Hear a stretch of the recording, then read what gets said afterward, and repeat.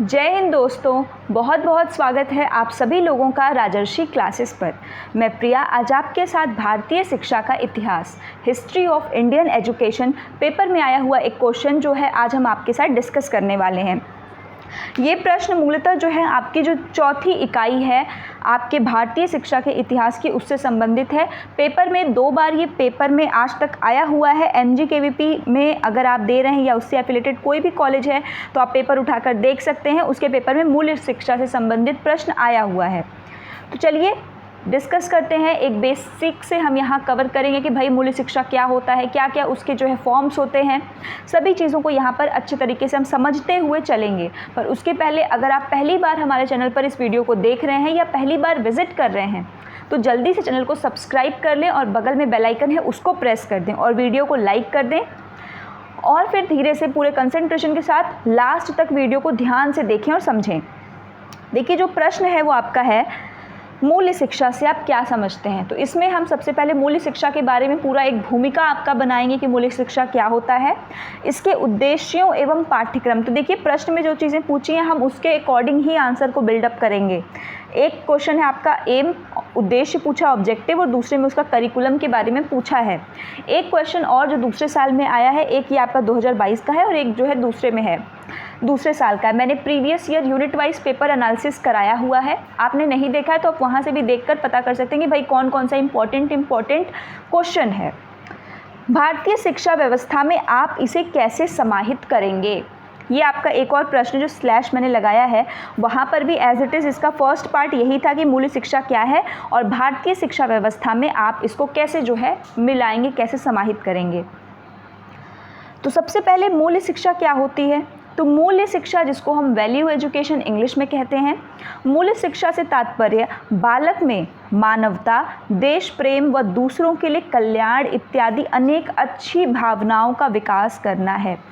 जब भी हम बात करते हैं कि भाई वैल्यूज़ होनी चाहिए, जैसे हम कहते हैं ना कि एजुकेशन लेने से क्या फ़ायदा, अगर वो एजुकेशन आपके व्यवहार में न दिखे, अगर आप अपने से बड़ों का आदर न कर पाएँ तो वो एजुकेशन किस काम की। अगर आप सामने वाले के दर्द को नहीं समझ पा रहे हैं, ठीक, आप दूसरों के पेन से आपको इन्जॉयमेंट मिल रही है, तो वो एजुकेशन से क्या फ़ायदा। तो ये सारी चीज़ें हमें कैसे पता लगती हैं कि हमें क्या चीज़ करना है। थोड़ा नैतिकता की तरफ चलते हैं तो ये हमें वैल्यू एजुकेशन के थ्रू ही पता लगता है। वैल्यू एजुकेशन का मतलब है कि कुछ ऐसी चीज़ों का विकास करना, कुछ ऐसी भावनाओं का विकास करना जो समाज के द्वारा एक अपेक्षित माना जाता है कि भाई समाज में इस चीज़ को जो है अच्छा माना जाता है तो आप उसके अनुरूप रहिए, उसके अनुसार आप व्यवहार करिए। तो उन्हें जो कुछ भावनाएं हैं, कुछ जो आपके द्वारा किए जाने वाले कार्य हैं, उन कार्यों का विकास करना ही आपका क्या होती है, मूल्य शिक्षा। अब इसमें मानवता भी होती है, देश प्रेम भी निहित होता है। जैसे हम कहते हैं ना कि ठीक है किसी के नाते नहीं बट आप मानवता के नाते ऐसा कर दीजिए, तो वो आपकी क्या है, वो आपके मूल्य हैं। मूल्य शिक्षा द्वारा व्यक्ति संस्कारित एवं योग्य बनता है और ये मूल्य सबके लिए अलग अलग होते हैं। ऐसा नहीं है कि सबका मूल्य एक ही है, सबके मूल्य अलग अलग हो सकते हैं। इससे एक व्यक्ति संस्कारित और योग्य बनता है, इससे समाज की एक्सेप्टेंस है ना, क्योंकि हम मूल्यवान किसको मानेंगे। एक अगर हम कहते हैं मूल्यवान व्यक्ति है तो इसका अर्थ है उसके अंदर कुछ ऐसे गुण हैं, कुछ ऐसी चीज़ें हैं जो दूसरों से उसको अलग बनाती हैं। उसके अंदर अत्यधिक करुणा है, उसके अंदर अत्यधिक प्रेम है, उसके अंदर अत्यधिक मानवता की भावना है। ठीक, अगर हम मूल्य शिक्षा की बात करें तो सबसे पहले हमारे वेद और उपनिषदों से इसकी व्याख्या मिलती है कि भाई मूल्य शिक्षा कहाँ से है। तो हमारे वेद और उपनिषद, इसको आप हाईलाइट करके लिखिएगा कि वेद और उपनिषद में सबसे बड़े जो है मूल्य शिक्षा के रूप में खड़े होते हैं, ये सबसे बड़े आदर्श हैं। उसमें बताया गया कि किस प्रकार से आपको गुरु के लिए क्या आदर है, कैसा भावना आपको रखनी है, कैसी भावना रखनी है, क्या चीज़ें, सब चीज़ बताया गया है। ठीक, तो ये एक आप कॉन्सेप्ट पहले बिल्डअप करने की कोशिश करिए कि भाई हम जिस मूल्य की बात करें वो मूल्य आखिर में है क्या चीज़। गुरु राजा का यहाँ पर एक है कि नैतिक मूल्यों का ज्ञान का अभिप्राय क्या है, पूर्णता से प्रभावित होता है। ये इनका जो है कि नैतिक मूल्यों का जो ज्ञान है उसका अभिप्राय पूर्णता से जो है क्या होता है, प्रभावित होता है। अब देखिए अगर हम बात करेंगे मूल्य की शिक्षा के लिए तो यहाँ पर 2 दृष्टिकोण सामने आता है। दृष्टिकोण का मतलब 2 अलग अलग व्यू पॉइंट है लोगों का कि भाई आपको मूल्य को विकसित करना है तो आप कैसे करेंगे। तो 2 यहाँ पे बातें कही जाती हैं। ठीक, जैसे अगर कोई मान लीजिए कि किसी चीज़ को डेवलप करना है तो उसके 2 रास्ते बताए गए हैं। अब वो 2 रास्ते देखिए कौन कौन से हैं। अगर हम सबसे पहले रास्ते की बात करें तो इसमें जो मूल्य हैं, मूल्य के समूह को विकसित करने या प्रसारित करने के रूप में देखते हैं, जो अक्सर सामाजिक, धार्मिक नियमों या सांस्कृतिक नैतिकता से आते हैं। इसका मतलब क्या है कि जो मूल्य है ना, उसको जैसे कि हम देखेंगे कि समाज में बहुत सारे लोग कर रहे हैं तो समूह में विकसित हो रहा है, और हम उसको बचपन से देख रहे हैं कि अच्छा पापा ऐसे कर रहे हैं, दादा ऐसे कर रहे हैं, ये अंकल ऐसे कर रहे हैं। उसको अलग अलग अवसरों पर हम दिखाते हैं और उसी से जो है हमारे अंदर नैतिकता आ जाती है। हम देखते हैं कि अगर कुछ गलत काम हो रहा है तो समाज उसको दंडित कर रहा है, समाज उसको बहिष्कृत कर रहा है, तो हम उससे स्वतः ही डर जाते हैं। ये सामाजिक आपको दंड है कि आपके साथ वो हो नहीं रहा है, किंतु सामने वाले को देख करके आप गलती नहीं करेंगे। ये उसी प्रकार है जैसे क्लास में अगर सब बच्चे शोर करें किसी एक को मारने में, बाकी क्लास एज इट इज शांत हो जा रही है, बाकी क्लास फिर अच्छे से करेगी कि अच्छा अगर इसने अपना काम करके आया तो मैम ने इसको गुड कहा, तो मैं भी अगर आंसर करूँगा, मैं भी अपना होमवर्क टाइम से करूँगा तो हमें भी मिलेगा। ये एज इट इज़ उस सेंस में समझिए, ठीक। दूसरे रास्ते को कहा गया है सोक्रेटिक डायलॉग, दैट मीन्स सुकराती संवाद। सुकरात आपको सबको पता है कि ये जो है फिलोसोफर थे। सुकराती संवाद में क्या है कि इसमें जो है ना कि इसमें कहा गया है कि व्यक्ति के ना एहसास पे कि वो खुद एक्सपीरियंस करने दो उसको। इसमें ये कहा है, इसमें धीरे धीरे अपने स्वयं के और अपने समुदाय के लिए अच्छा व्यवहार क्या है इसका एहसास कराया जाता है, ठीक। कि मतलब इसमें आपको बताया नहीं जाएगा जैसे आपने देख लिया, इसमें एक्सपीरियंस मतलब आपके अनुभव पर ज़्यादा बल दिया जा रहा है कि धीरे धीरे आपके समाज के लिए क्या चीज़ बेटर है, अच्छा व्यवहार किसके अंतर्गत आएगा, आपको वो चीज़ को एक्सपीरियंस कराया जाएगा कि देखो ये ऐसे है। तो ये सुकराती संवाद है जो दूसरा रास्ता बताता है नैतिक मूल्य के लिए। देखिए इस पर इतना ज़्यादा जो है बार बार मैं इसलिए बता रही हूँ क्योंकि नैतिक मूल्य अगर आप समझ जाएंगे तो बाकी आप सब चीज़ें समझ जाएंगे, चाहे वो उसके उद्देश्य लिखने हो, चाहे वो उसके बारे में जो है करिकुलम लिखना हो, आप इजीली कर ले जाएंगे अगर आप बेसिक को समझ गए। अब देखिए मूल्य शिक्षा जो है ना दो होते हैं, एक वो होती है जो स्पष्ट रूप में डायरेक्टली आपके करिकुलम में दे दिया गया है, और एक होता है निहित मूल्य शिक्षा जो इम्प्लिसिट होता है। तो यहाँ पे जब हम स्पष्ट मूल्य शिक्षा की बात करते हैं, स्पष्ट मूल्य शिक्षा का अर्थात क्या है कि विभिन्न शिक्षाविदों, विधियों, कार्यक्रमों से जुड़ी मतलब शिक्षा का उपयोग छात्रों के सीखने के अनुभव बनाने के लिए। एक्सप्लिसिट का मतलब है कि ये डायरेक्टली आपको किसी मेथड के थ्रू बताया जाएगा, सिखाया जाएगा, किसी के द्वारा कुछ भी बता करके अलग अलग तरीके से आपको डायरेक्टली जो है उससे रूबरू कराया जाता है। जब निहित मूल्य शिक्षा की बात हम करते हैं तो निहित में क्या है, वो आपको बताया नहीं जा रहा है, बट जो चीज़ आप पढ़ रहे हैं ना उसमें इनडायरेक्टली तरीके पे छुपा हुआ है। जैसे हम कहते हैं ना हिडन करिकुलम, आपने पढ़ा होगा करिकुलम में एक हिडन करिकुलम, छुपा हुआ पाठ्यक्रम।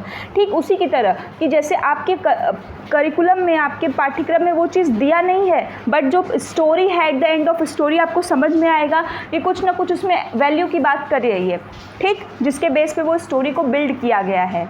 आपके लिए अलग से कोई किताब नहीं चलाई जा रही है, बट आपके सिलेबस में ही किसी भी बुक में, लिटरेचर में हो सकता है, लैंग्वेज में हो सकता है, वो आपके मैथमेटिक्स में हो सकता है, साइंस में हो सकता है, एसएसटी में हो सकता है, वो निहित है।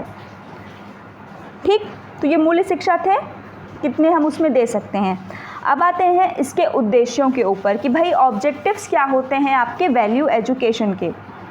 तो देखिए अब आपने मूल्य शिक्षा को समझ लिया है, आपको समझ में आया कि मूल्य शिक्षा क्या है भाई।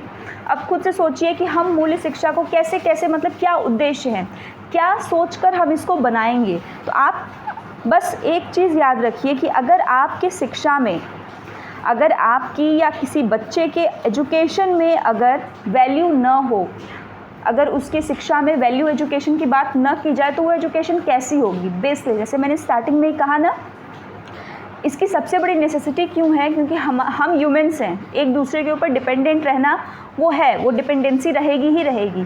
तो इसके लिए सामने वाले की भावनाओं को समझना बहुत ज़रूरी है।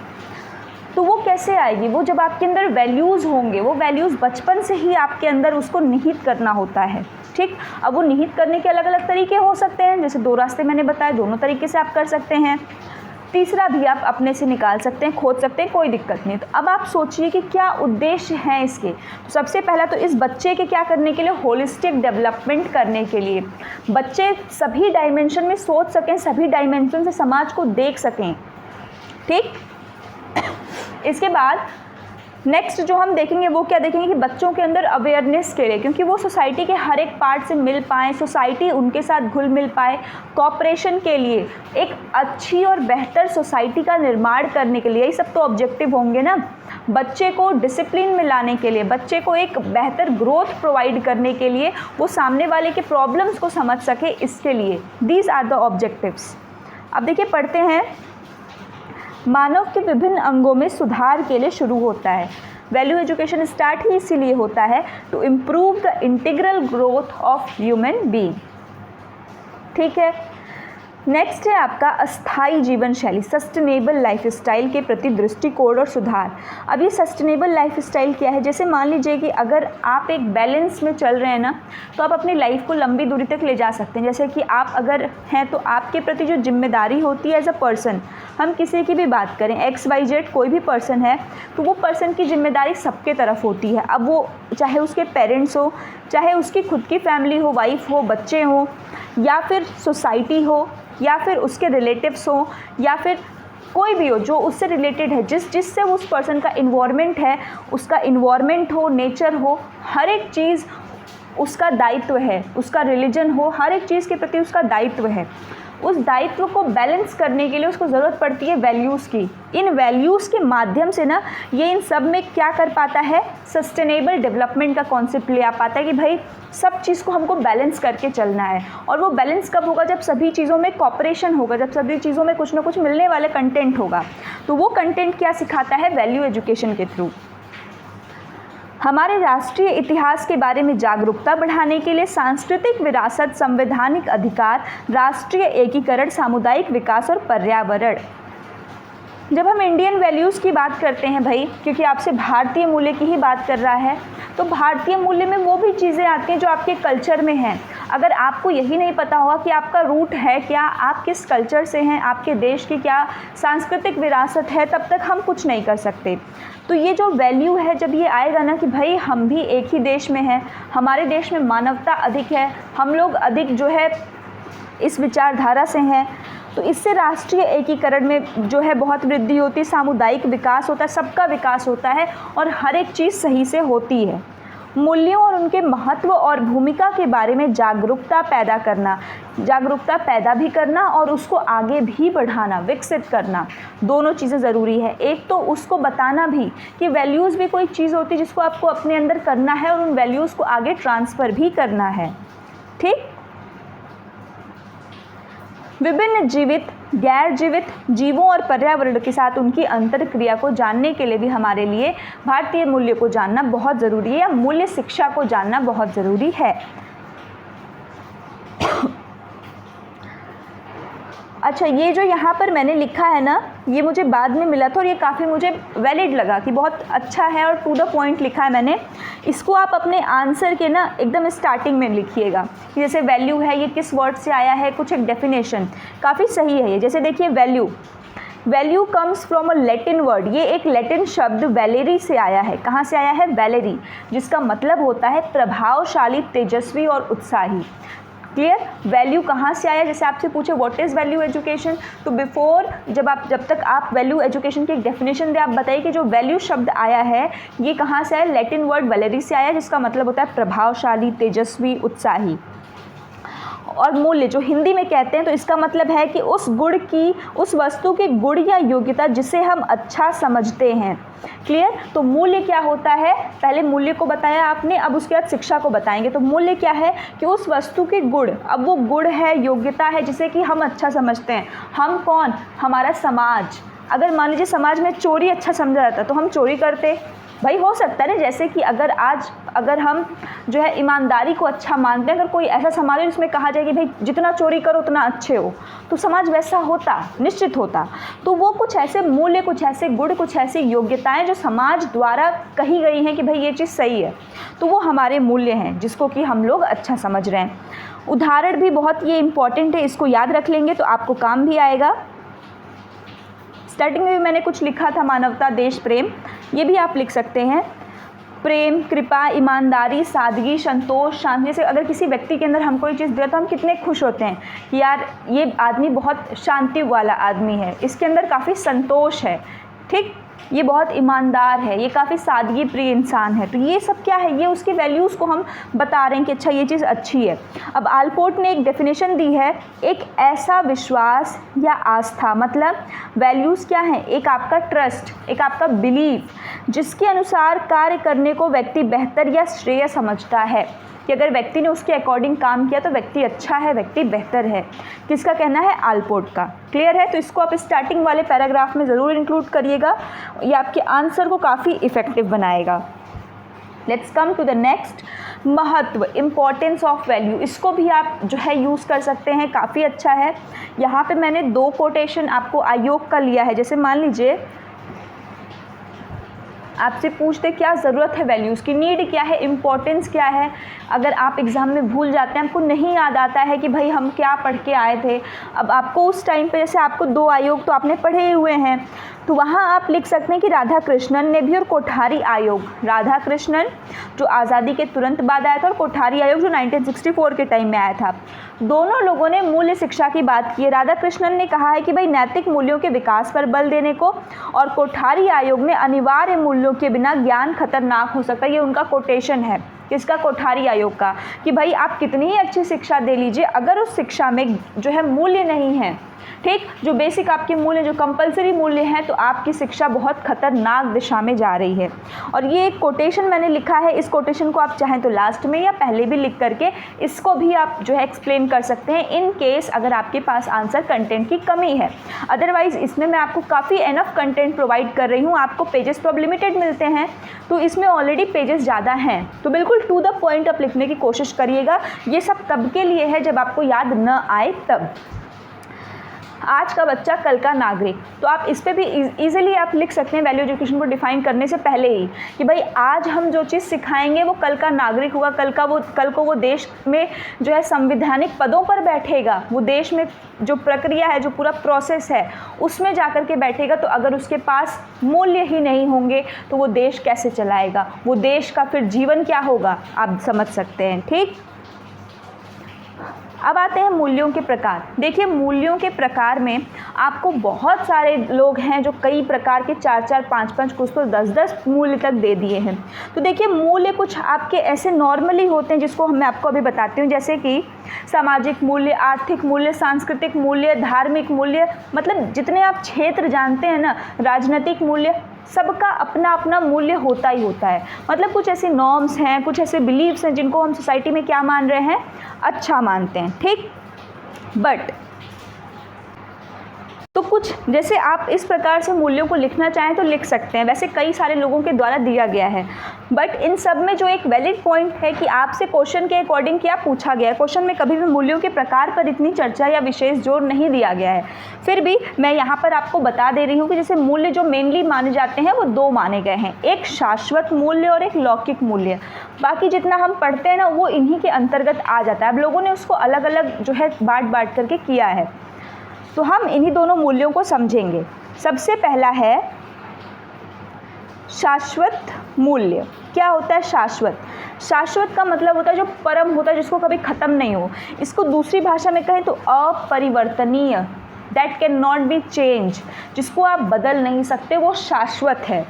इसको परम मूल्य की तुलना भी दी गई है। परम मूल्य मतलब जो बेसिक है एकदम, किसको? शाश्वत को। और लौकिक मूल्य क्या है? लौकिक मूल्य मतलब संसारिक मूल्य, जो संसार में है, जो बदले जा सकते हैं, कोई दिक्कत नहीं है। जैसे मैंने बताया ना, या संसार में सादगी को अच्छा माना जा रहा है, ईमानदारी को अच्छा माना जा रहा है, बट हर सोसाइटी में तो ऐसा होता नहीं है। कहीं तो अगर बहुत आदमी बोल्ड है तो वो अच्छा माना जा रहा है। तो समाज के अकॉर्डिंग ये बदलता रहता है। तो शाश्वत मूल्य में देखिए, एक तो सत्य, सौंदर्य, अच्छाई। अच्छाई में सत्यम, शिवम और सुंदरम, ये व्यक्ति के संबंध इससे है। और नैतिक और आध्यात्मिक विकास, मतलब ये सारी चीज़ें क्या है? परम मूल्य हैं, जो परम सत्य है, जो शाश्वत है, जो मूल्य ऐसे हैं जो कभी बदले नहीं जा सकते, ये व्यक्ति के अंदर होने ही होने चाहिए। दूसरा है लौकिक मूल्य। अब देखिए जो सत्य की बात कहा जा रहा है, तो जैसे आपको पता है कि हमारे धर्म में, सनातन धर्म में, हिंदू धर्म में हमेशा कहा जाए कि भाई सत्यता जो है वो उसको प्रमाण की आवश्यकता नहीं होती है, ठीक। और सत्य व्यक्ति हमेशा जो है वो विजयी होता है, ठीक है, उसमें थोड़ा टाइम लगता है। सौंदर्य बात क्या है, इसका ये मतलब खूबसूरती से नहीं है, सौंदर्यात्मक मतलब कि वो जो व्यक्ति के अंदर निहित है आप उसको देखने की कोशिश करिए। वो मूल्य है कि जो व्यक्ति के किस हर चीज़ खूबसूरत है, सिर्फ देखने के लिए आंखें चाहिए, ठीक। आपको पता होना चाहिए, ऐसा नहीं कि हम लोग बाहरी आवरण को देख के कोई चीज़ हम मानते हैं कि बहुत खूबसूरत है, बट ऐसी चीज़ नहीं एग्जिस्ट होती है, क्योंकि जो इंटरनल आपकी ब्यूटी लाई करती है वो रियल ब्यूटी होती है, जो कभी ना तो एज के साथ ना तो किसी भी चीज़ के साथ फेडेड नहीं होती है। तो उस सौंदर्य की बात की जा रही है, उस अच्छाई की बात की जा रही है। और लौकिक में व्यक्तिगत सामाजिक विकास के लिए जो अनिवार्य है, ठीक, जैसे आपका सामाजिक मूल्य, आपका आर्थिक मूल्य, ये सारे इसके अंतर्गत आएंगे। अब मूल्य शिक्षा का पाठ्यक्रम जो पेपर में क्वेश्चन आया हुआ है, अब उसकी बात कर रहे हैं। तो देखिए, दो प्रकार से आप इसको समझा सकते हैं। पहला है स्पष्ट और दूसरा है निहित। जो हमने वहाँ पे लिखा था इम्प्लिसिट एंड एक्सप्लिसिट। स्पष्ट पाठ्यक्रम का मतलब जो एज सिलेबस में आपके टेबल कंटेंट में दिया हुआ है कि ये चीज़ें, ये टॉपिक बच्चे को पढ़नी है, ऐसे भी दिया जा सकता है। और एक है निहित, जो आपको एक अलग से किताब नहीं चल रही है आपके पास कि आपको वैल्यू एजुकेशन पढ़ना है, लेकिन वो आपके किसी न किसी एसएसटी में, सोशल साइंस में, विज्ञान में, किसी भी एक विषय के अंदर जो आपके लेसन्स हैं, जो चैप्टर्स हैं, उनके अंदर उसको इंक्लूड कर दिया गया है। क्लियर। अब मूल्य शिक्षा का पाठ्यक्रम हम देखेंगे कि कैसे अलग अलग विषयों में किन किन प्रकार से इसको जो है यूज़ करा जाता है, यही हम इसके अंदर देखेंगे। तो मूल्य शिक्षा का जो पाठ्यक्रम है, पहले हम भाषाओं का अध्यापन में देखेंगे कि कैसे लैंग्वेज में हम इसको करते हैं। लैंग्वेज में हम क्या पढ़ते हैं, कविताएं पढ़ते हैं, कहानियाँ पढ़ते हैं, एकांकी पढ़ते हैं, निबंध पढ़ते हैं। इन सब में हिडन वैल्यूज़ होते हैं। कैसी वैल्यूज़ होते हैं? हिडन। जैसे आपने कविताएं पढ़ी, अब उस कविता में कभी बहुत मार्मिक कविता होती है, कभी हंसी मजाक का होता है, कभी उसमें शौर्य गाथा होता है, कभी कुछ वैल्यूज़ होते हैं।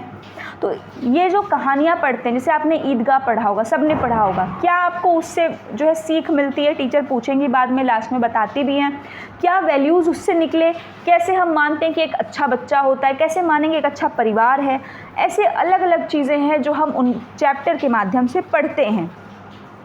इसी प्रकार काव्य से नैतिक और नीति शास्त्र मूल्यों और भावनाओं का विकास होता है। तो ये पाठ्यक्रम में भाषा में डाला गया है, रखा गया, और उसके माध्यम से क्या क्या चीज़ें हो रही हैं ये बताने का प्रयास किया जा रहा है। दूसरा है विज्ञान का अध्यापन। विज्ञान का अध्यापन मतलब जो आपका साइंस है। अब साइंस में आपको पता है फिजिक्स, केमिस्ट्री, बॉटनी, जूलॉजी सब आएगा, भौतिकी, रसायन शास्त्र, जीव विज्ञान, गृह विज्ञान। अब इसमें ना जैसे भौतिक है तो उसमें मूल्य, जो भौतिक मूल्य है वो आएगा। तर्क संगत चिंतन, कि आपको पता होगा साइंस के जो स्टूडेंट्स होते हैं उसमें जो है लॉजिक थोड़ी ज़्यादा होती है, क्रिटिकल थिंकिंग थोड़ी ज़्यादा करनी पड़ती है, ठीक। और हमें हमेशा जो है ऑब्जेक्टिविटी की तरफ जाना पड़ता है, साइंटिफिक व्यू पॉइंट होता है, जनरलाइज करना पड़ता है, चीज़ों को ऑब्जर्व करना पड़ता है, ठीक। तो वही इसके मूल्य हैं कि भाई आपको कैसे क्या करना है। तर्क संगत चिंतन, वस्तुगत मूल्यांकन, वैज्ञानिक दृष्टिकोण, प्रेक्षण, ऑब्जर्वेशन, सामान्यकरण, जनरलाइजेशन। अब गणित की बात करें तो गणित से हमें क्या वैल्यूज़ मिल रहे हैं? तो पहले तो मानसिक अनुशासन जो गणित से मिलता है, आपको हमेशा कंसंट्रेट रहना होगा। तर्क संगत चिंतन और विवेचन, डिड्यूस करना आना चाहिए कि एट लास्ट फाइनली हो क्या रहा है। सामाजिक विज्ञान में जितने भी हमने सब्जेक्ट्स को जान रहे हैं, इतिहास, भूगोल, अर्थशास्त्र, वाणिज्य, नागरिक शास्त्र, सभी इसमें देखिए अब ये पूरे के पूरे आपके हैं, आप सबके अंतर्गत वही लिख सकते हैं, कोई दिक्कत नहीं है। यहाँ मैंने बिल्कुल टू द पॉइंट शॉर्ट लिखा है। आप चाहें तो आप इसको अलग अलग करके लिख सकते हैं, इतिहास में अलग, भूगोल में अलग, नागरिक शास्त्र में अलग, हम सब ने पढ़ा है इसको। इसमें मानव और सामाजिक मूल्यों की बात की जाए, नागरिक बोध आप लिख सकते हैं, सीधे नागरिक शास्त्र है तो वो तो पूरा संविधान उसके अंदर आ जाएगा। आपका संविधान में जो आपके फंडामेंटल ड्यूटीज़ हैं सभी चीज़ें आ जाएंगी कि वो भी तो बोध ही करा रहा है। राजनीतिक और आर्थिक मूल्यों की बात यहाँ पर की जा रही है, ठीक। अब देखिए, अब हम ये इतना तो आपका फर्स्ट क्वेश्चन का आंसर था। अब मूल्य शिक्षा जो पहला वाला पार्ट था वो तो आपका एज इट इज सेकेंड के लिए भी सेम रहेगा, बट जो सेकेंड का सेकेंड पार्ट पूछा था कि भारतीय शिक्षा में हम इसको कैसे समाहित कर सकते हैं, अब वो देखते हैं। तो भारतीय शिक्षा व्यवस्था में मूल्य शिक्षा को समाहित निम्न माध्यम से कर सकते हैं। तो अब हम कौन से माध्यम से करेंगे? तो देखिए, किसी भी राष्ट्र में शिक्षा, समाज, शिक्षक, विद्यालय उस देश की कायाकल्प को बदलने में बहुत बहुत महत्वपूर्ण भूमिका निभाते हैं। अब ये जो मैं आपको बता रही हूँ ना, 4 लोग, अब ये 4 लोग एक्ट एज अ 4 खंभे, जैसे घर बनाने में हमको 4 पिलर्स की ज़रूरत होती है ना, वैसे ही एक बेहतर समाज का निर्माण करने के लिए 4 खंभे होते हैं। अब ये चारों खंभे पे कौन कौन खड़ा होता है, सबसे पहले समझिए। पहले पे तो एजुकेशन, जितनी अच्छी एजुकेशन सिस्टम किसी देश का होगा उसकी प्रगति उतनी ही अच्छे से होगी। अब बेस्ट एग्जांपल इसका वर्ल्ड में अगर आपको देखना है ना, जैसे हम लोग कहते हैं पॉपुलेशन बहुत है तभी आप कर पाएंगे, तो आप बेस्ट एग्जांपल देखिए इज़राइल। इज़राइल एक देश है, जो लोग नहीं जानते वैसे तो पता सबको होगा। पॉपुलेशन उसकी बहुत थोड़ी सी है, मतलब बहुत मुझे लग रहा है कि कुछ करोड़ों में शायद उसकी पॉपुलेशन है, 1 करोड़ के लगभग नियर अबाउट बस उसकी पॉपुलेशन है।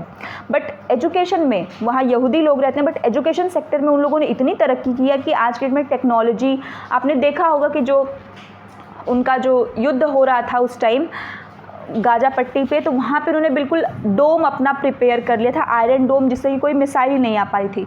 तो वो कैसे हुआ? ड्यू टू टेक्नोलॉजी और ड्यू टू एजुकेशन। वो लोग अपने आप को एजुकेट रखते हैं, तो इस वजह से भी आप समझ सकते हैं कि एजुकेशन कितना ज़रूरी है। दूसरा है आपका society. Society in the sense कि अगर आपकी सोसाइटी आगे सोचने वाली है ना, फॉरवर्ड सोचने वाली है, तब आप एक स्टेप आगे आएंगे। अब इसमें मैं जिस देश का एग्जाम्पल दे रही हूँ समझाने के लिए, अलग अलग एग्जाम्पल देने का बस यही मतलब है कि हम किन किन चीज़ों से, जगहों से अच्छे चीज़ों को ले सकते हैं, और ये चीज़ें आपको याद रहेंगी, जब एग्ज़ाम में आप जाएंगे आपको याद रहेगी। सोसाइटी में ना आप अमेरिका को लीजिए, मैं ऐसा क्यों कह रही हूँ, अब देखिए हमारे यहाँ ना, अगर हम लोग कोई स्टार्टअप करते हैं, कोई भी बच्चा करता है या कोई स्टेप लेता है, अगर वो फेल हो जाता है तो उसको सोसाइटी के इतने ताने मिलते हैं ना, और जाओ करो और ऐसे करो, मतलब हम लोग खुद डरते हैं कोई काम करने से, सोचते हैं कि यार इसको ऐसे ना करें वरना सोसाइटी में 4 लोग क्या कहेंगे, बहुत उड़ के गए थे करने, लो अब कर लो, फेल हो गए ना। बट आप इसका ठीक अपोजिट अमेरिका में देखेंगे, आप देखेंगे वहाँ पे कि अगर कोई एंटरप्रेन्योर है और अगर वो फेल हो जाता है तो वहाँ पे वो चीज़ काफ़ी गर्व होता है कि एटलीस्ट वो ये मानते हैं कि एटलीस्ट मैं तुम्हारी तरह बैठा नहीं था, मैंने कुछ प्रैक्टिस किया, मैंने कुछ ट्राई किया, मैंने कुछ नया किया, मैं उससे हार गया तो क्या हुआ, but I have much more experience than that. तो वो जो एटीट्यूड है ना, वो उस देश के लोगों का मतलब एक ऐसा चीज़ है कि वो लोग अधिक से अधिक नई से नई चीज़ों को वहाँ पर ट्राई करते रहते हैं। तो सोसाइटी का फ़र्क पड़ता है, राइट। तो पहला एजुकेशन, दूसरा society. Let's come to the third, that is teacher. Teacher जो होते हैं ये बहुत इंपॉर्टेंट है, क्योंकि टीचर जिस देश में ना आप देखेंगे अगर बेहतर टीचर हैं, टीचर जो आगे तक की सोच रहे हैं, जो अपने कार्य के प्रति ऑनेस्ट हैं, तो वो उस देश की ना आने वाली पीढ़ी को बदल सकते हैं, और आने वाली पीढ़ी जो आगे जाएगी उसको पूरी की पूरी कायाकल्प को बदलने में बहुत इनका बड़ा हाथ होता है। सॉरी। चौथा है आपका विद्यालय। विद्यालय दैट मीन्स स्कूल। अब देखिए जो आपका विद्यालय है ना, अगर आपको किसी देश को बर्बाद करना तो बस वहाँ के एजुकेशन सिस्टम को बर्बाद कर दीजिए। निश्चित है आप ये चीज़ देख रहे हैं, अगर आज हम इतना ज़्यादा मतलब प्रॉब्लम में हमारे एजुकेशन सिस्टम है कि हमें वैल्यूज़ पढ़ना पड़ रहा है, जबकि ये हमारे जो है जीन्स में वैल्यूज़ थी, अभी भी हैं बहुत सारे लोगों के, बट अब उसका हार्स हो रहा है। क्यों हो रहा है? क्योंकि आज भी हम किस शिक्षण पद्धति को पढ़ रहे हैं जानकर, मतलब हम रहते तो एक इंडिपेंडेंट इंडिया में हैं, बट फिर भी ये कितनी कहने में बहुत बात बुरी लगती है कि आज भी हम जो है मैकाले शिक्षा पद्धति के अंतर्गत ही पढ़ रहे हैं। हम कोई नई शिक्षा पद्धति नहीं पढ़ रहे हैं, हम आज भी उन्हीं चीज़ों को पढ़ रहे हैं जो वो उस टाइम पे हमें दे करके गए हैं। तो कहीं ना कहीं थोड़े उसमें जो है बदलने की ज़रूरत है, और ये 4 इसके पिलर्स हैं जो आपके बहुत महत्वपूर्ण हैं, ठीक, जिसे हम भारतीय शिक्षा व्यवस्था के विकास एवं मूल्य शिक्षा को जन जन में समाहित करने के लिए प्रयोग कर सकते हैं। तो उम्मीद है 4 पिलर्स आप भूलेंगे नहीं, जिसके माध्यम से हम कर सकते हैं। सबसे पहला आपका हो गया शिक्षा, ठीक, एजुकेशन, फिर उसके बाद आपकी सोसाइटी आएगी, फिर टीचर, और टीचर कहाँ पढ़ाएंगे? स्कूल के अंतर्गत। अब इसी में कुछ कुछ पॉइंट्स हैं, जैसे टू द पॉइंट मैंने लिखा, आप इसको पैराग्राफ में भी खुद से लिख सकते हैं, बहुत ईजी टॉपिक है। एजुकेशन देखिए शिक्षा के उद्देश्यों में ही, जो ऑब्जेक्टिव्स ऑफ एजुकेशन बनाए गए हैं उसमें ही मूल्य निहित हैं, ठीक। मानव विकास अधूरा है, जैसा कि कोठारी आयोग ने, अब यहाँ आप कोटेशन दे सकते हैं बहुत आसानी से, सॉरी, अब देखिए यहाँ पर ना आप कोटेशन दे सकते हैं। किसका कोटेशन दे सकते हैं? जो हमने अभी ऊपर पढ़ा था राधाकृष्णन कमीशन का और कोठारी कमीशन का पढ़ा था कि राधाकृष्णन ने कहा कि भाई मूल्यों को पढ़ना ज़रूरी है और कोठारी ने कहा है कि भाई अगर इसके बिना आप एजुकेशन दें तो काफ़ी खतरनाक है। तो ये दोनों कोटेशन को आप इस शिक्षा वाले कॉलम में बहुत अच्छे से प्रयोग कर सकते हैं और बहुत इफेक्टिव आंसर होगा। सोसाइटी की बात करें तो अपेक्षित सोसाइटी का क्या काम होता है, कैसे हम समाहित करेंगे?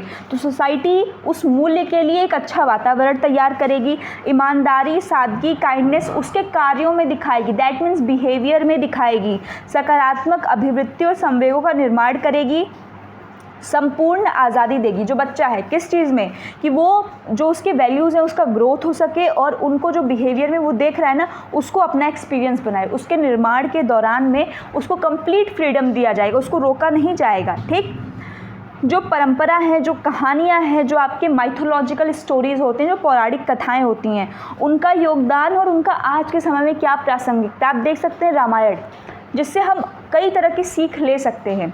अब फिर से वही है कि आपका लेक्चर काफ़ी लेंथी हो जाएगा, बहुत सारी चीज़ें जो है काफ़ी वो करती हैं कि हमारे यहाँ रामायण को ऐसे टेक्स्ट बुक डाल के पढ़ाया था कि भाई रामायण की कहानी सुन लो, काम खत्म। बट आपको ये जान के आश्चर्य होगा कि ऑक्सफोर्ड यूनिवर्सिटी, हार्वर्ड यूनिवर्सिटी में रामायण, महाभारत जैसी चीज़ों के ऊपर आज रिसर्च होता है और वो लोग पहले से करते हैं कि भाई अगर कोई चीज़ हुई है, अगर राम ऐसे थे या राम ने इसको ऐसा किया तो उसके पीछे क्या क्या पॉसिबल रीजंस हो सकते हैं, उस टाइम के क्या मतलब कैरेक्टर्स थे, सीन्स थे। बट हमारे यहाँ क्या है, उसको एक टेक्स्ट बुक में डाल दिया जाएगा, रट लो राम की कथा जान लो, रामायण जान लो, महाभारत जान लो, उसके पीछे रीज़न जिसके लिए उसको लिखा गया कि आने वाली पीढ़ी इनसे वैल्यूज़ को सीखे कि वो क्यों कहा गया, क्यों किया गया, बट वो क्यों तो गायब हो गया, बाकी हमारे टेक्स्ट बुक में डाल दिया गया। तो ये भी है कि भाई उनका रेलेवेंस हमेशा, आज ही नहीं हर युग में था और आगे आगे भी होता ही रहेगा। तो ये भी चीज़ें जानने में मिलती हैं। गांधी जी के मूल्यों से सीख लेना, तो गांधी जी भी आपको पता है कि वो भी मूल्यों पर काफ़ी ज़्यादा जो है ध्यान देते थे। जैसे उनका कहते था कि बुरा मत देखो, बुरा मत सुनो, बुरा मत कहो। तो ये जो उनके मूल्य थे इसको भी व्यक्ति आत्मसात कर सकता है। वेद, उपनिषद, गीता, बाइबल, कुरान, इन सब के उपदेशों के महत्व को बताना, इससे भी वैल्यू एजुकेशन बढ़ेगी। सहयोग, भाईचारा, एकता का विकास, ये सब कौन करेगा? ये सब समाज में होगा। पहले के समय में आपने देखा होगा कि भाई घर में दादी थी, नानी थी, तो सब लोग सुनाते थे कि भाई रामायण की आज ये कथा है, गीता में ये पाठ है, श्लोक है, इसका क्या मतलब है, सब चीज़ होता था। अब बात करते हैं विद्यालय। जब हम विद्यालय को देखते हैं तो इसका संबंध पाठ्यचर्या से है, मतलब जो आपका करिकुलम है, किताबें, संसाधन, छात्र, शिक्षक, इंफ्रास्ट्रक्चर, प्रबंधन, इसमें सभी लोग शामिल होते हैं। ये सभी लोग मिलकर के क्या करते हैं, अपने व्यवहार द्वारा, अपने कार्यों द्वारा, और शिक्षक उन कंटेंट को पढ़ा करके आपके अंदर मूल्यों का विकास करता है। विद्यालय एक आदर्श परिवार के रूप में, जैसे हमारे घर पे फैमिली वर्क करती है वैसे ही विद्यालय भी होता है जो एक बड़े लेवल पे वर्क करने का काम कर रहा है। समुदाय और लघु समाज के रूप में, जिम्मेदार नागरिक के रूप में बनाता है। सांस्कृतिक मूल्यों को बढ़ावा देना, क्योंकि यह अनुभवों को प्रशिक्षित करके शरीर, मन और आत्मा की स्थिति, उन्नत स्थिति को दर्शाता है। देखिए आंसर आपका लेंदी नहीं है, मैं आपको लास्ट में दिखाऊंगी। हमारे 2 क्वेश्चंस पूछे गए थे पेपर में, तो दोनों का ये आंसर है। स्टार्टिंग का उतना अलग पोर्शन था, इतना ये अलग पोर्शन है। ठीक, तो पूरे को ध्यान से अगर आप सुनेंगे तो आप एग्ज़ाम में बहुत अच्छे से आप लिख कर आएंगे। मेन मेरा ये नहीं कि मैं आपको ये चीज़ दे दूं और आप रट लें इसको, मेन ये है कि आप समझें कि मूल्य शिक्षा क्यों ज़रूरी है और इसके क्वेश्चन अगर पूछा है तो ये किस लिए है। क्योंकि अगर आप टाइम दे रहे हैं तो एटलीस्ट उस टाइम का यूटिलाइजेशन हो, आप सिर्फ रट कर न जाएं, आप कुछ नई चीज़ को अपने साथ ले करके जाएं। सभी कला, विश्वास, सामाजिक संस्थानों, समुदाय, नस्ल आदि की विशेषता और विरासत का प्रतिनिधित्व करता है कौन? विद्यालय। क्योंकि विद्यालय में हर जगह से बच्चे आते हैं, प्रत्येक घर से बच्चे आते हैं, तो वहाँ पे आपको वैरायटी देखने को मिलती है। तो जो सभी पूरे के पूरे जो हमारी सोसाइटी है उसका रिप्रेजेंटेशन, उसका प्रतिनिधित्व करता है। उभरते सुधार के संदर्भ में प्राचीन मूल्यों की व्याख्या और परीक्षण, जैसे आप देखेंगे बहुत सारी चीज़ें जो बदल रही हैं, तो उनके संदर्भ में जो पहले से चली आ रहे मूल्य हैं उनकी व्याख्या करना और उनको टेस्ट करना कि आज के टाइम में प्रासंगिक हैं या नहीं। अब यहाँ पे जॉन डेवी का एक कथन है, values are as unstable as forms of cloud. कि जो आपके मूल्य हैं वो बहुत अनस्टेबल होते हैं। आज मूल्य कुछ और थे, जैसे पहले के मूल्य कुछ और थे, अब मूल्य बदल गए। तो उनका कहना है कि वैल्यू उतने ही अस्थिर हैं जितने कि जो आपके क्लाउड्स होते हैं। आपको पता ही है कि क्लाउड कितने अस्थिर होते हैं, अभी यहाँ है, थोड़ी देर में कहीं और। सत्य, श्रद्धा, सहिष्णुता, प्रेम, बलिदान, सूफीवाद व अन्य धर्मों एवं उनके सामान्य उद्देश्यों और मूल्यों के साथ समझाया जाए। अगर आपको कहीं कहा जाए कि आप बैठिए, आप मंदिर में जाकर मंदिर की बातें सुनिए, आप मस्जिद में जाकर उनकी बातें सुनिए, तो आप नहीं कर पाएंगे। बट एक क्लासरूम, विद्यालय ऐसी जगह है जहाँ बच्चे को बैठा करके सभी चीज़ों के कॉमन महत्व को बताया जाता है। बहुत बड़ी बात है ये। ठीक, विभिन्न शैक्षणिक आयोगों द्वारा बताए गए व्यावसायिक शिक्षा, कार्य अनुभव, श्रम की गरिमा को संबंधित मूल्यों को बढ़ाना। ये भी विद्यालय में होता है कि बच्चे बहुत सारी ऐसी नई बातों को सीखते हैं ना, जो अपने घर पे जाके पेरेंट्स से बताते हैं कि अगर घर पे काम करने वाली भी आती है तो पेरेंट्स उसके साथ चाहे जैसा बिहेवियर रखें। कभी कभी होता है पेरेंट्स ध्यान नहीं देते, बट बच्चे जब स्कूल से सीख के आते हैं कि भाई डिग्निटी ऑफ लेबर नाम की चीज़ होती है, कोई काम छोटा या बड़ा नहीं होता, तो बच्चे खुद अपने पेरेंट्स को टोकते हैं कि मम्मी आप उनके साथ ऐसा क्यों ट्रीट कर रहे हो, वो भी ह्यूमन है, वो भी इंसान है, तो उनके अंदर भी है, ठीक है, वो अगर कुछ भी काम करें तो वो भी, उसकी भी डिग्निटी है। तो पेरेंट्स को भी रियलाइज़ होता है कि नहीं, मेरा बेटा या मेरी बेटी सही कह रही है, तो वो उसके साथ फिर बेटर ट्रीटमेंट करते हैं। तो ये कैसे पॉसिबल हुआ? एक तो पहली चीज़ कि ये उस टीचर की वजह से पॉसिबल हुआ, दूसरी चीज़ कि उस विद्यालय की वजह से पॉसिबल हुआ। ठीक, तो ओवरऑल, और जो टीचर ने पढ़ाया, तो ओवरऑल ये पूरी की पूरी एक सिस्टम है, चेन है, जो हमारे 4 पिलर्स हैं। नेक्स्ट आपका टीचर। तो टीचर देखिए एक मित्र की तरह दार्शनिक और मार्गदर्शक होना चाहिए, एज अ फैसिलिटेटर। ईमानदार, नैतिकता, अहिंसा, उसके अंदर ये कुछ गुण बताए गए हैं। सो मैंने कहा ना, वैल्यू क्या है, जो समाज के अनुसार ठीक हो।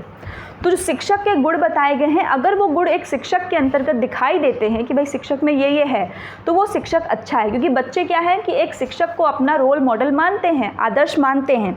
तो शिक्षक को उस प्रकार होना चाहिए, उसके अंदर योग्यता होनी चाहिए, कार्य प्रणाली, रणनीति, तकनीक की योग्यता होनी चाहिए कि भाई उसको किसको किस प्रकार से समझाना है। एक क्लासरूम में अलग अलग प्रकार के बच्चे होते हैं, तो आपको हर बच्चे के साथ कैसे डील करना है उसको पता होना चाहिए। कहाँ पे किस टीचिंग मेथड्स का यूज़ करना है, किस TLM को कैसे प्रेजेंट करना है, सब उसको पता होना चाहिए। आधुनिक किशोरों को सामाजिक और राष्ट्रीय सांस्कृतिक सभ्यता और उनके उपयोगी मूल्यों की समझ। जब शिक्षक के अंदर खुद ये चीज़ की समझ होगी कि भाई हमारे देश में क्या परिवर्तित हो रहा है, किस चीज़ पे हमको आवाज़ उठाना है, क्या चीज़ गलत है, तब तो वो अपने बच्चों को वो चीज़ बताएगा। जब टीचर को खुद ही नहीं पता, तो टीचर कैसे उस बच्चे को अवेयर कर सकता है। ठीक, तो ये आपकी 4th पॉइंट था, जो आपका चौथा पिलर हमने बताया वो शिक्षक है। तो ये आपका था कि किस प्रकार से जो है हम मूल्य शिक्षा को जो है वो भारतीय वैल्यूज़ में जो है इसमें ला करके रख सकते हैं। इसके अलावा भी आप कुछ पॉइंट अपने से भी ऐड ऑन कर सकते हैं कि भाई और किन किन तरीक़ों से आप कर सकते हैं। ठीक, आप मास मीडिया का भी प्रयोग कर सकते हैं, आप अलग अलग रिसोर्सेज का भी प्रयोग कर सकते हैं इसके लिए। तो ये आपका कंप्लीट आंसर था जो आपका वैल्यू एजुकेशन पूछा था। 2 क्वेश्चन था, दोनों का आंसर मैंने आपको यहाँ पर करवा दिया है। उम्मीद है कि अब इसके बाद आपको कोई डाउट नहीं होगा। अगर कोई डाउट है तो कमेंट सेक्शन जो है ऑन है, आप वहाँ पर लिख करके बता सकते हैं। वीडियो पसंद आई हो तो लाइक कर दें। पहली बार अगर चैनल पर इस वीडियो को देख रहे हैं या विजिट कर रहे हैं तो चैनल को सब्सक्राइब कर दें और इसको अपने अधिक से अधिक दोस्तों तक साझा करें, ताकि उनके पास भी जो है जो मूल्य शिक्षा है उसकी बेसिक जानकारी एक सही समझ के साथ विकसित हो सके। तो चलिए दोस्तों, मिलते हैं अगली वीडियो में। तब तक अपना ख्याल रखें, स्वस्थ रहें। जय हिंद।